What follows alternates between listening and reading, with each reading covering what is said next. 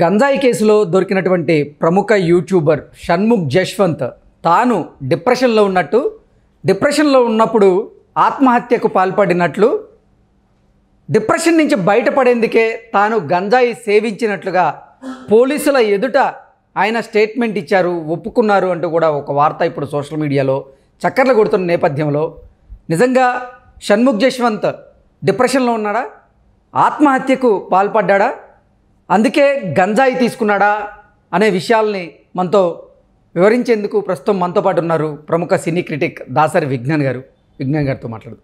విజ్ఞాన్ గారు నమస్తే అండి. నమస్తే. విజ్ఞాన్ గారు, ప్రముఖ యూట్యూబర్ అయినటువంటి షణ్ముఖ్ జశ్వంత్ తాను డిప్రెషన్లో ఉన్నానని, డిప్రెషన్లో ఉన్నప్పుడే ఆత్మహత్య చేసుకునేందుకు ప్రయత్నం చేశాను, డిప్రెషన్ నుంచి బయటపడడానికి మాత్రమే నేను గంజాయిని సేవించాను అంటూ కూడా పోలీసుల ఎదుట ఆయన ఒప్పుకున్నారు అంటూ ఒక వార్త ఇప్పుడు సోషల్ మీడియాలో చక్కర్లు కొడుతూ ఉంది. ఏంటి నిజంగా షణ్ముఖ్ జశ్వంత్ డిప్రెషన్లో ఉన్నారా? డిప్రెషన్లో ఉండడానికి కారణం ఏంటి అంటే ఏం చెప్తారు? ఇప్పుడు ఇన్ కేసు నేను డిప్రెషన్లో ఉన్నాను, ఆత్మహత్య చేసుకోవాలనుకున్నాను, దాని నుంచి బయటపడడానికే గంజాయి తీసుకున్నాను అనే స్టేట్మెంట్ కనుక నిజంగా షణ్ముఖ్ ఇచ్చి ఉంటే ఇమ్మీడియట్లీ పబ్లిక్ ప్లాట్ఫామ్లో చెప్పుతో తను ఇప్పుడే జైలు పంపించాడు, ఇప్పుడే వెంటనే.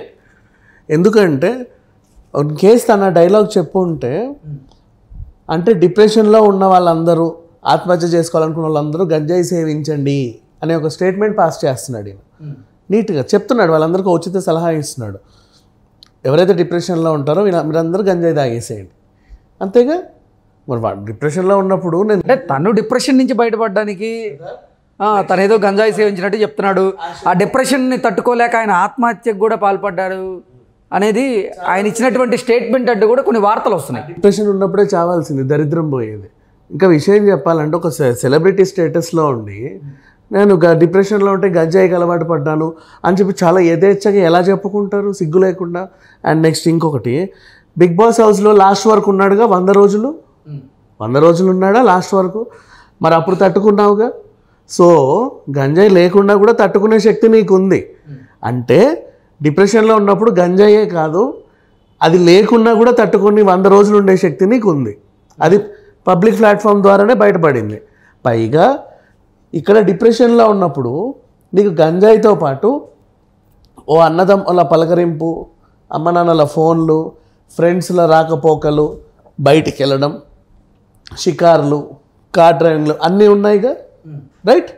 అంటే ఇవన్నీ చేయగా మిగిలిన ఈ కాసింత టైంలో, అంటే నీ డిప్రెషన్లో ఉన్నప్పుడు, నీ 24 గంటల డిప్రెషన్ రోజులో నిద్ర తీసేస్తే, పోనీ నిద్ర లేని రాత్రుల డిప్రెషనే అనుకుందాం, కనీసం హాఫ్ డే తిరుగుళ్ళకి, వాటికి వీటికి, తినడానికి, ఇంకెక్కడికక్కడ తిరగడానికి, ఫ్రెండ్స్ని కలవడానికి సరిపోతే మిగతా 12 గంటలు నీ డిప్రెషన్కి నువ్వు కేటాయించే సెషన్ అనుకుందాం, ఫర్ ఎగ్జాంపుల్ లెక్కలు వేసుకుందాం. మరి బిగ్ బాస్ హౌస్లో వీళ్ళు ఎవరు లేరు, ఓ పలకరింపు లేదు, ఓ ఫోన్స్ లేదు, ఫోన్ సంభాషణ లేదు, వాట్సాప్ చాటు లేదు, ఓ గ్రీటింగ్ చెప్పేవాడు లేడు, ఓ న్యూస్ చూసుకునేది లేదు, ఓ ఎంటర్టైన్మెంట్ వీడియో కానీ బిగ్ బాస్ హౌస్లో తనతో పాటు పక్క కంటెస్టెంట్స్ కూడా ఉంటారు కదా. థ్యాంక్ గాడ్ వీళ్ళ డిప్రెషన్ ఈ గంజాయి వాళ్ళకి అలవాటు చేయాల. బయటకు వచ్చాక రండి మనందరం కలిసి తాగుదామని. సంతోషం. ఇప్పుడు ఆ జెస్సీ ఇతనితో తిరిగినా, మధ్యలో బయటకు వచ్చినా ఆ చెయ్యేదో ఇరగొట్టుకుని ఇప్పుడు చక్కగా డాన్స్ షోలో చేస్తున్నాడు. మొన్న కూడా మాస్టర్లు అందరూ అదే స్టేజ్ ఇరిగిపోతుందా అసలు ఏంటా స్టేజ్ అని నేను అన్నట్టు డ్యాన్స్ చేస్తే మెచ్చుకున్నారు ఆయన. అంత బాగా తిరుగుతున్నారు బయటకు వచ్చిన వాళ్ళందరూ మళ్ళీ. అండ్ ఈయనను వదిలేసిన వాళ్ళందరూ బాగుపడ్డారు. అండ్ నెక్స్ట్ ఈయనను వదిలేస్తే స్టార్టింగ్ వైవా హర్ష ఉన్నాడు, ఈయనతో పాటు వైవా చేసి బాగా ఫేమస్.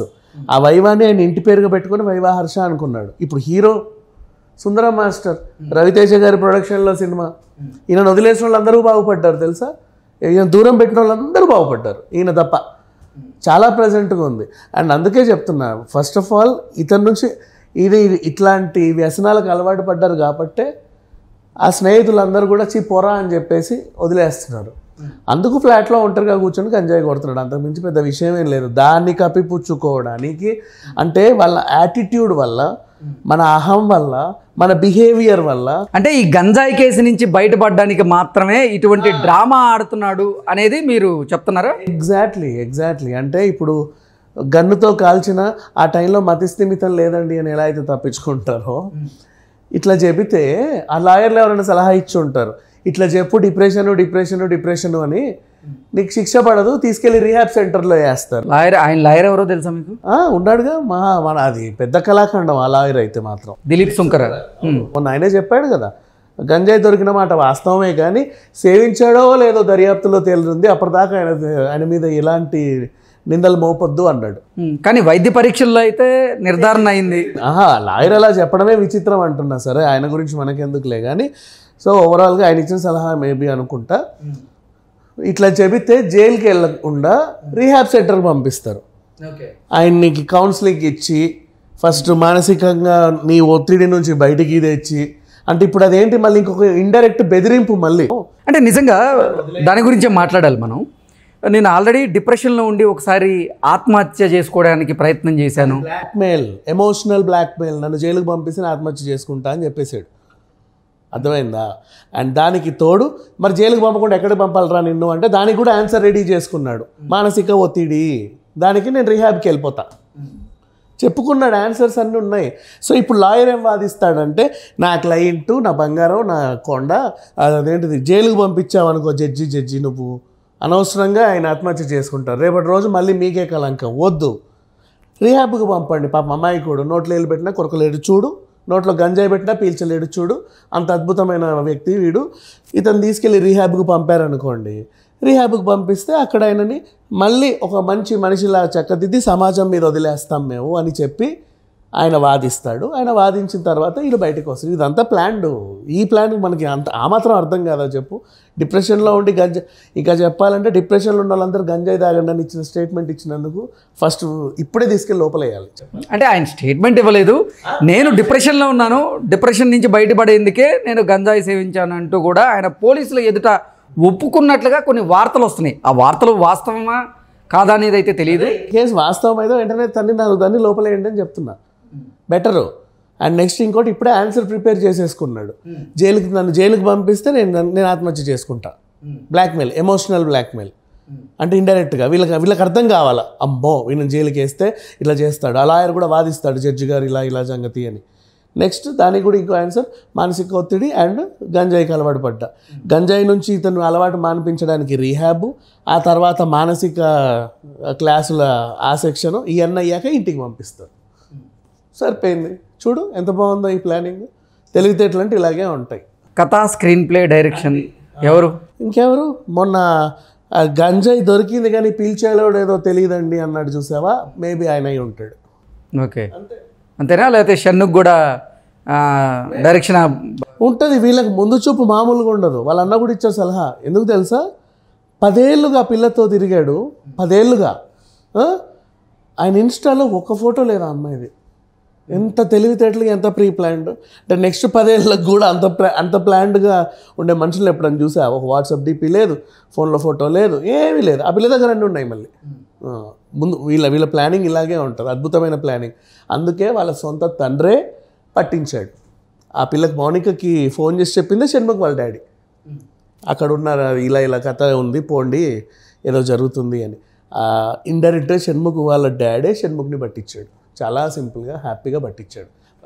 కానీ వాళ్ళ తండ్రి అసలు పట్టించలేదు. కివేట్ పిటిషన్ వేశారు షణ్ముఖ్ జశ్వంత్ తరపు కుటుంబ సభ్యులు. మౌనిక వాళ్ళ అన్న తరఫున సంపత్ వినయ్ మౌనికకి కెవియట్ పిటిషన్ పంపించాడు. దాని ద్వారానే మౌనిక గ్రహించుకుంది వినయ్కి ఆల్రెడీ పెళ్ళయిందని, వాళ్ళ గోతి వాళ్ళే తవ్వుకున్నారు అంటూ కూడా కొన్ని వార్తలు వస్తున్నాయి. మరి కేవియట్ పిటిషన్ ఆయనే వేసుకున్నాడు. అంటే కేవియట్ పిటిషన్ అంటే ఏంటి? ముందస్తుగా నువ్వు నన్ను ఏమనొద్దు, నువ్వు నన్ను ఏమన్నా అనాలన్నా, నా మీద కంప్లైంట్ ఇవ్వాలన్నా ముందు నాకు చెప్పాలి, నేను నీకు మీద కంప్లైంట్ ఇస్తా అని. అది కేవియట్ పిటిషన్.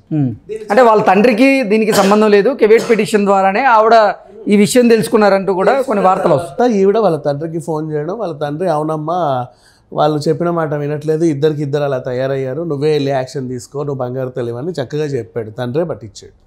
వాళ్ళ తండ్రే వదిలేశాడంటే అర్థం చేసుకోండి మనుషులు ఎలాంటి వాళ్ళు అని చెప్పి. ఓకే విజ్ఞాన్ గారు, థ్యాంక్ యూ సో మచ్.